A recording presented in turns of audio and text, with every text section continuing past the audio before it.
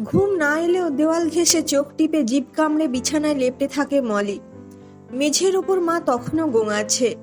নাইটিটা কান থেকে ছিঁড়ে নেমে এসে কোমরের কাছে জড়ো হয়ে আছে। কলতলা টিমটিমে হলদে আলো ঘরের মধ্যে আরো খানিকটা ময়লা হয়ে ঢুকে মায়ের গায়ে আলগোছে পড়ছে। বাঁ দিকে মুখের কাছটা ফুলে গেছে ভীষণ, খয়েরি রক্তের ছোপ মুখে, কাঁধে, হাতে। দরজাটা আছড়ে বন্ধ করার শব্দে মলি নেমে আসে। গিলাসে জল নিয়ে গিয়ে মায়ের পাশে বসে, ভিজে গামছা দিয়ে চেপে ধরে ঠোঁটের কোণাটা। তারপর সাবধানে ক্ষত বাঁচিয়ে জড়িয়ে ধরে গলা। ফুপিয়ে কেঁদে ওঠে মা, আর বোবা মলির গলার কাছে জমে থাকা কষ্ট ভীষণ ধারায় নোনতা জল হয়ে নামতে থাকে। আশেপাশের বাড়িগুলির থেকে ভেসে আসে জানলা বন্ধে সাবধানী আওয়াজ। মলি প্রত্যেকবারের মতন টের পায় যে ওরা জানে, শোনে, দেখে, কিন্তু আটকায় না, বাঁচায় না, আওয়াজটুকুও তোলে না। ওরা সব তারই মতন বোবা। বাস স্ট্যান্ডের গা লাগোয়া পান গুমটির নরেন পাল যেদিন জুয়ার আসর থেকে আর বাড়ি ফিরল না, তখন তার মেয়ের বয়স মোটে 12, আর বউটিও নেহাতি নিরীহ আর ঘরোয়া, তাতে আবার যুবতী ও সুন্দরী। দোকান চালানো কি ব্যবসা কারবারে একেবারেই আনাড়ি। তার উপর আরো একটি কোলের মেয়ে, তার মাসখানেকও হয়নি।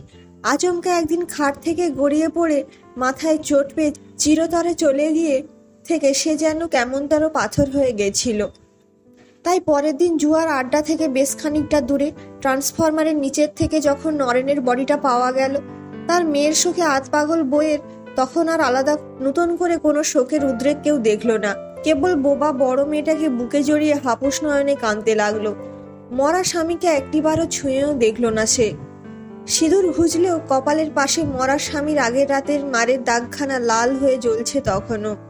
শ্রাদ্ধ শান্তির রসদ তল্লাশি করতে করতে নরেনের বালিশের তলায় আর আলমারির লকার ঘেটে নয় নয় করেও 1030 টাকা যখন বের করলেন হিতৈষীরা, তখন দেখা গেল অনেকেরই মনে পড়ে গেল যে নরেন কার কাছ থেকে কত টাকা কবে ঋণ করেছিল।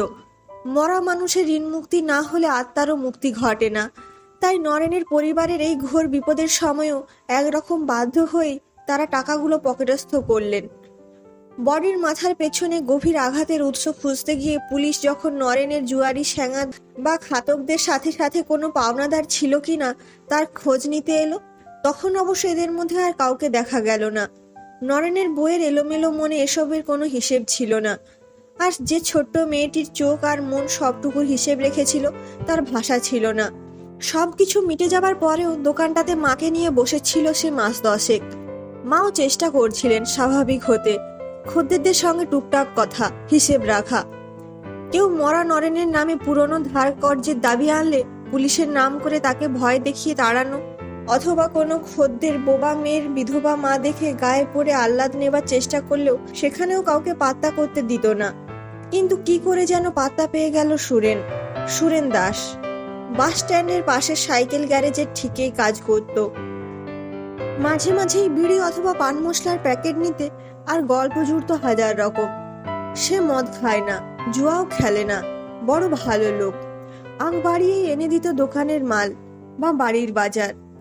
মলি যখন মাকে আস্তে আস্তে ভালো হয়ে উঠতে দেখে ফের স্কুল যেতে শুরু করলো, তখন ভালো মানুষ সুরেন যেন আরো বেশি আপনার হয়ে উঠেছিল। মলি যখন বুঝলো, তখন বোঝাতে চেয়েছিল মাকে যে লোকটার নজর যেন কেমন। লোকটা যখন তাকে আদর করে তার ছোঁয়াটাও যেন ঠিক না, কিন্তু মলির ভাষা নেই, আর ভঙ্গিটুকু মার চোখে পড়ল না। সাইকেল গ্যারেজের কর্মচারী যখন বিধবা মালকিনকে বিয়ে করে চলতি গুমটির মালিক হয়ে বসলো, তার ভালো মানুষের রঙের পরত খসে পড়তে খুব বেশি সময় নিল না। তাও বছর ঘুরতে না ঘুরতে দোকানের দায়িত্ব চেঁচে নিয়েছিল সে। তারপর টাকা পয়সার গড়মিল দেখে সংসার খরচের টাকা বা মলির লেখাপড়ার টাকাটুকুতেও যখন টান পড়তে লাগলো, আর ভালো মানুষ স্বামীর বিভিন্ন বদনেশার কথা কানে আসতে লাগলো, মলির মা চেষ্টা করেছিলেন আরো একবার ঘুরে দাঁড়ানোর। কিন্তু দোকানের সামনে থেকে অন্তত 25-30 জন লোকের সামনে দিনে দুপুরে তাকে রাস্তায় ফেলে মারলেও কেউ এগিয়ে আসেনি, অন্তত সুরেন তাকে মারতে মারতে ক্লান্ত হয়ে ছেড়ে না দেওয়া পর্যন্ত। মলির গায়ে যখন তখন হাত দেওয়াতেও কসুর করে না সে।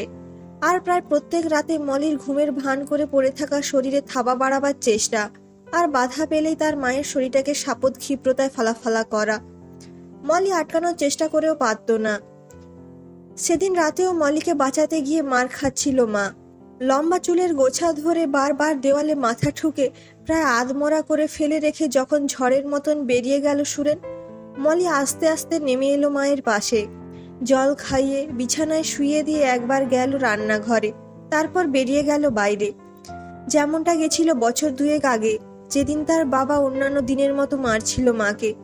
তারপর মুঠোয় টাকা নিয়ে বেরিয়ে গিয়েছিল জুয়ার থেকে।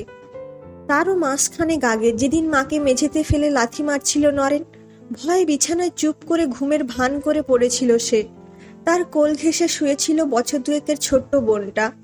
হঠাৎ চিৎকারে ঘুম ভেঙে ভয় পেয়ে কোকিয়ে কেঁদে উঠেছিল সে। আর সঙ্গে সঙ্গে মাতাল নরেনের বিরক্তি বাড়িয়ে দিয়েছিল একটা বোবা মেয়ের ওপর আর একটা মেয়ে হওয়ার দুঃখ। পা ধরে আচমকা হিজড়ে টেনে নিয়ে আছাড় মেরেছিল সজোরে দেওয়ালে। কচি গলার কান্না নিমেষে থেমে গিয়েছিল। পরদিন নিজেই রটিয়েছিল মেয়ে খাট থেকে গড়িয়ে পড়ে গেছিল। মাকে ভয় দেখিয়েছিল মুখ খুললে মলিকেও, আর মলির মুখ খোলার উপায় ছিল না। শুধু হাত পা নেড়ে যখন বোঝাবার আপ্রাণ চেষ্টা করেছিল, বুঝেছিল এরা বুঝতে পারে, সব জানে, শুধু মুখ খোলে না, প্রতিবাদ করে না। এরাও সকলে স্থান কাল পাত্র বিশেষে বোবা হয়ে যেতে পারে। মলিও বুঝে নিয়েছিল বোবার শত্রু নেই, আর নিজের আওয়াজ নিজেকেই তুলতে হয়। তাই মাস ঘুরতে না ঘুরতে নরেনের মাতাল পৌরুষ যখন চাপ চাপ রক্ত হয়ে তার মায়ের সারা গায়ে ফুটে উঠতে লাগলো, মলি আর অপেক্ষা করার বিলাসিতা দেখাতে পারেনি। রান্নাঘরের কোনায় রাখা নালি পরিষ্কারের মোটা লোহার রডটা টেনে নিয়ে বেরিয়ে গিয়েছিল নরেনের পিছু পিছু। ঠিক আজ যেমন চুপিসারে সুরেনকে ধাওয়া করে এগিয়ে গেল সে, কিছুটা দূরত্ব আড়াল রেখে। যেই না নরেন বাস স্ট্যান্ডের আওতা পেরিয়ে বড় জলের ট্যাঙ্কের পেছনের দিকে গিয়ে প্যান্টের চেন নামায় হালকা হওয়ার জন্য, আর সেই সুযোগে এগিয়ে যায় মলি। সুরেনের বডিটা পরের দিন সকাল 6টা নাগাদ প্রথম দেখেছিল ইউসুফ রুটিওয়ালা। উপুড় হয়ে পড়েছিল, প্যান্ট নামানো, আর মাথার পেছন জুড়ে জমাট বাঁধা চাপ রক্ত।